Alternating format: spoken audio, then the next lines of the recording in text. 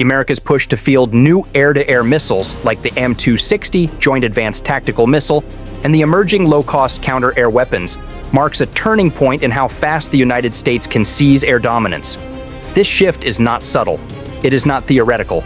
It is a direct acceleration of the timeline required to control contested airspace, because these missiles change when, where, and how a fight begins. And every part of this story circles back to a simple truth. Speed of dominance is now measured by speed of engagement. The hook is straightforward but unsettling. For decades, air superiority depended on who fired first inside a limited bubble. Today, America is rewriting that bubble entirely. With engagement ranges pushing beyond 200 kilometers, the AIM-260 lets U.S. fighters strike before enemy pilots can even process the threat. It flips the timeline of combat. Instead of reacting, America chooses the moment. Instead of trading missiles at the same range, the U.S. engages while the enemy is still blind. This is the core. Early engagement becomes decisive engagement. Missiles are no longer just weapons. They are time machines. They shrink the battle window, compress the decision cycle, and turn long-range sensors into lethal reach. When a fighter like an F-22 or F-35 can fire from distances that force an opponent into defense before that opponent even sees the launch, dominance is not theoretical. It is immediate and psychological, removing the most dangerous part of air combat: risk to the pilot. For years, American analysts warned that China's PL-15 missile and Russia's long-range designs were catching up. The fear was simple. What if the U.S. lost its first shot advantage? What if rival nations pushed American jets back from key airspace? Without these programs, the fight would become symmetric and far more dangerous. The AIM-260 is the clear answer to that fear. It is the moment the U.S. slams the door shut and steps forward again, restoring the advantage gap. It forces adversaries to rethink everything from formation spacing to radar use. It reminds them that America still decides the terms of a fight. The problem was that modern air defenses and new enemy missiles push the engagement envelope farther out. If rivals could shoot first, or even shoot at the same time, the fight became symmetric and far more dangerous. The AIM-260 solves this by giving America earlier access to the kill chain. Its propulsion system provides the speed and energy needed to reach distant targets. Its guidance links let it draw targeting data from fighters, AWACS, and satellite constellations. This makes the missile smarter with every mile it travels. It cuts off escape routes and forces hostile aircraft to maneuver early, wasting energy before they can strike. The missile becomes a tool of control, not just destruction. Before we get to that, I need your help. I'm trying to hit 50,000 subscribers by the end of the year, and I need your help. So I would really appreciate it if you could subscribe and help me out. Analysts from the Air Force Research Laboratory note that the AIM-260's range exceeds China's PL-15, restoring dominance at the outer edge of BVR combat. Defense publications confirm that the missile is now the primary focus of U.S. air-to-air modernization. Lockheed Martin engineers emphasize the shift toward network targeting, where satellites feed real-time updates directly to the missile in flight. The Air Force has publicly stated that winning future conflicts depends on earlier kills across greater distances. This is doctrine. The world is moving fast. China is expanding its air-to-air arsenal, and Russia is pushing long-range designs. New threats appear every year. The U.S. cannot afford slow programs, which is why the AIM-260's development timeline is the fastest of any modern American missile. Parallel to it, the low-cost counter-air program races ahead. These smaller, cheaper weapons are designed to be produced in massive numbers. If the AIM-260 is the spear, the low-cost missiles are the swarm. They overwhelm, saturate, and exhaust enemy defenses. They let America fire more often, in more directions, for longer periods. This removes one of the rare weaknesses of U.S. air power: finite missile stockpiles during large-scale operations. The combined effect of high-end AIM-260 missiles and mass-produced counter-air weapons creates a layered system. One strikes early and decisively, while the other sustains pressure and keeps the skies clear. Together, they speed up the entire process of securing airspace. They shorten wars and reduce casualties. They protect ground forces, naval groups, and strategic assets. They ensure that America keeps one of its most important advantages: control of the sky above every other domain. The AIM-260's estimated range is in the 200-300 kilometer bracket. That alone puts it in the same league as China's PL-15 and well ahead of legacy US missiles like the AIM-120. But the more important part is how the missile uses that range. It is built for sustained energy retention, and that matters because modern air combat is defined by who loses energy last. The AIM-260's ability to maintain speed deep into a long-distance shot forces enemy aircraft to defend earlier, break formation earlier, and lose initiative earlier. Once a pilot is forced defensive, the fight is no longer even. The AIM-260 is built to make that shift happen miles before the enemy expects it. Rivals have also pushed missile ranges hard. China's PL-17 reportedly reaches close to 400 kilometers, while Russia's R-37Me has claimed shots over 300 kilometers. On paper, that looks like America is behind. But this is where the strategic part of the story sharpens. Range does not exist in a vacuum. It exists inside a system. US platforms like the F-22 and F-35 combine stealth, advanced sensors, and data link coordination that allow the AIM-260 to be fired from positions where the enemy cannot reliably detect, target, or track the launching aircraft. America does not need the longest missile. It needs the missile that creates the biggest penalty for the enemy if they move too close. The AIM-260 is an invisible warning. Step forward, and you may be inside lethal range without knowing it.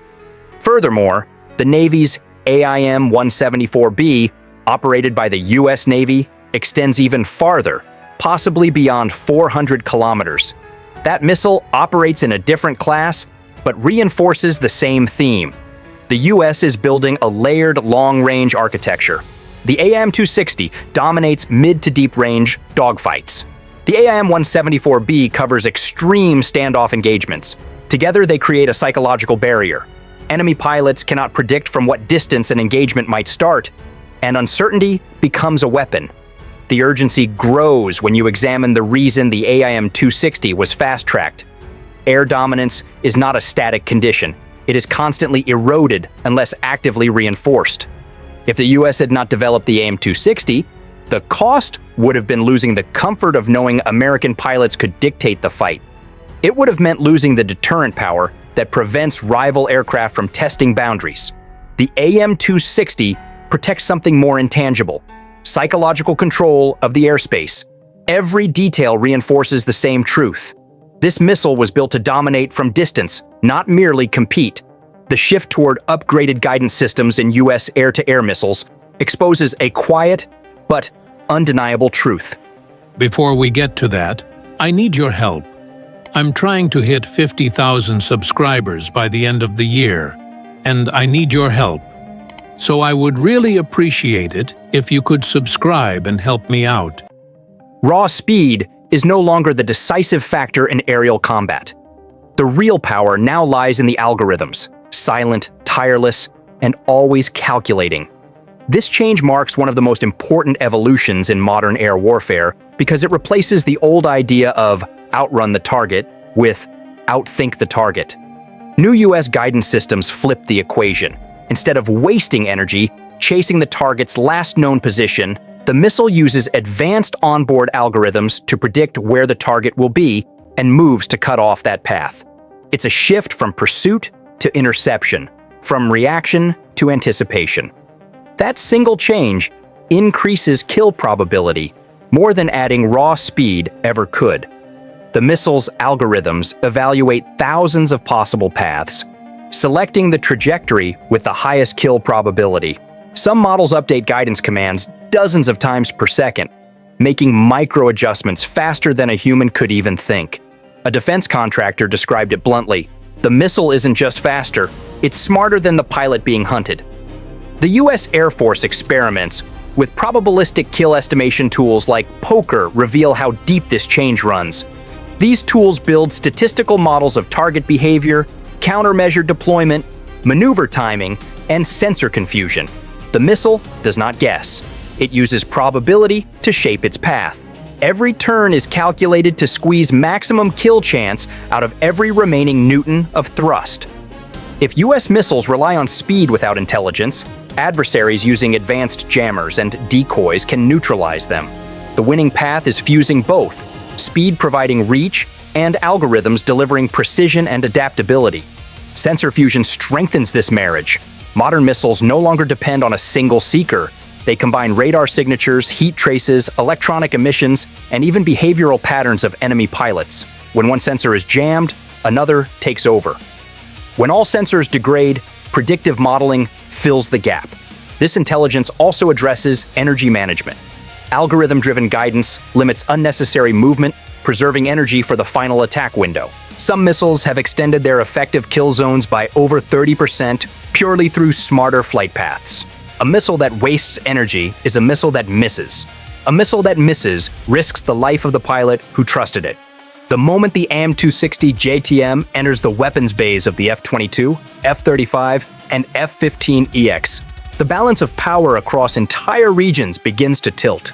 The threat arrives earlier, faster, and farther than enemies planned for. That single shift forces adversaries to rewrite their strategy from the ground up. The hook is simple and brutal. When a fighter can hit you before you can even see it, your entire battle plan collapses in seconds. This new range forces adversaries to back away from entire sectors. The F-22 already dominates the sky with stealth and altitude. Adding the AIM-260 turns it into a long-range hunter that pushes enemy aircraft back. The F-35, with its advanced sensors and data sharing, becomes the perfect director for missile engagements. Even the F-15EX, not stealthy but carrying massive missile loads, becomes a regional enforcer. It can sit behind stealth aircraft and fire wave after wave of long-range shots. Together, these platforms create an uncertainty that rattles enemy leadership. Real dominance isn't about flashy dogfights. It's about denying your enemy the chance to act. Adversaries rely heavily on critical aircraft like AEW&C, radar planes, tankers, and electronic warfare support jets. These aircraft must stay far from the fight. With the AIM-260, they become targets. If those support aircraft move back, enemy fighters lose radar coverage, coordination, and fuel support. Entire air defense networks become fragile. A single long-range missile makes that collapse possible. The payoff is the destabilizing effect on enemy planning. Regional rivals now must assume that every US fighter patrol could be a trigger point. They must reposition assets that were once secure. They must fly with greater fear and hesitation in air combat is deadly. Enemy aviators trained for years believing they had a chance to challenge US fighters if they used long-range missiles of their own. The AIM-260 erases much of that hope. Suddenly, their own long-range systems feel inadequate. They must either retreat to safer distances or accept a fight where they are outranged and outsensed. When one missile can undermine those pillars, planning collapses fast. Accelerating missile production signals a US doctrine that wants every fight decided in the very first seconds. The hook is stark. If you can shoot first and kill with the first shot, the battle ends before the enemy even reacts. That idea drives the rush to build more missiles, cheaper missiles, and ready-to-launch missiles. The Pentagon is betting on volume, speed, and constant availability to guarantee that American forces can fire first, fire often, and win cleanly. This shift is strategic muscle built on factory lines and war planning logic designed for a world where hesitation means defeat. The US Air Force wants a low-cost counter-air missile capped at around $500,000. They want production rates near 1,000 per year. They want a missile inventory large enough that commanders can launch multiple interceptors at a single threat without worrying about the budget bleeding dry. This strategic shift from scarcity to abundance changes how pilots fly, how commanders plan, and how adversaries behave. When missiles cost millions, every launch is a gamble. But when production scales to thousands per year at under $500,000 each, the fear collapses. Now the US can carry more missiles per jet, send more missile-armed drones, and overwhelm enemy aircraft without worrying about cost. Quantity becomes pressure, and pressure becomes advantage. The American answer to dense air defenses and long-range missiles is simple. Build so many missiles that defenders cannot handle the volume. Overwhelm radar, saturate interceptors, flood a region with more precision weapons than enemies can shoot down. With rapid production, every engagement becomes a countdown ending with the US launching first, hitting first, and forcing the enemy into retreat instead of response. This ensures American jets never face threats empty-handed.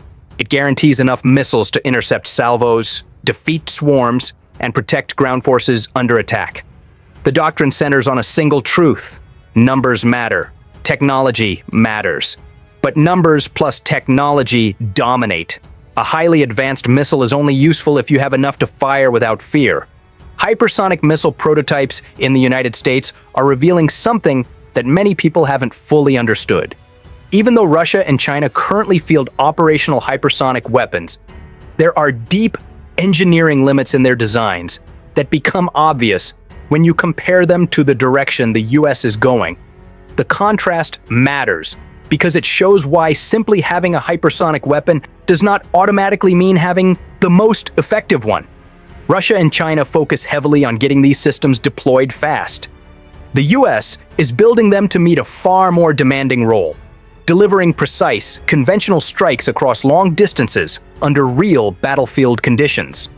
Precision at hypersonic speed demands guidance systems that can survive extreme heat. It means sensors that can fuse real-time data at velocities where milliseconds determine the outcome. It means propulsion that doesn't just reach hypersonic speeds once, but sustains them in controllable, predictable flight profiles. Russia and China solved the speed problem early, often by leaning on simpler trajectories or regional denial missions, where accuracy is less critical. But those choices introduce constraints. They limit how flexible the weapon is, they limit what targets it can realistically attack, and they reveal the absence of the advanced guidance, sensor fusion, and integration that US prototypes are being built around. US prototypes expose the gap between a system that can fly fast and a system that can reliably hit a specific target at that speed, with guidance tight enough for conventional warfighting. US engineers are pushing the limits on propulsion reliability, stable flight control, and precision targeting under the stress of hypersonic travel. The US is building a capability that operates within the broader strategic environment, not just as a fast-moving object. This focus on precision, integration, and reliability makes the US solution far more versatile and robust than rival missiles that show limits in engineering depth and integration into full-spectrum military strategy. The emotional core of this entire race lies in what could be lost. If America falls behind in missile reach or network integration, its most advanced aircraft, F-22s, F-35s, and future sixth-generation platforms, could be targeted and destroyed before they even detect the launch. That fear motivates investment and innovation. But the relief loop is simple. The AIM-260 and its brethren restore the first-shot advantage, preserving national confidence. America's strategy is built on the truth that BVR dominance will be defined by milliseconds. By linking missiles to an AI-assisted sensor network, the US compresses the entire engagement cycle. The nation that controls beyond visual range combat controls the sky. America's missile race, centered on advanced weapons, like the AIM-260, and backed by integrated networks, positions it to maintain that control. Accelerating missile production is not about stockpiling. It is about shaping every future fight. It eliminates the fear of running out. It removes hesitation. It warns adversaries that even their best defenses can be buried under waves of fast, accurate, and cheap missiles. The unexpected insight is simple. This doctrine is not about missiles. It is about control. Control of the pace, control of the outcome, and control of the sky from the very first shot. What you've seen is only the beginning. America's power is just getting started. On your screen is the next video. Click the video, it opens right away, and you'll watch US jets and technology strike even harder.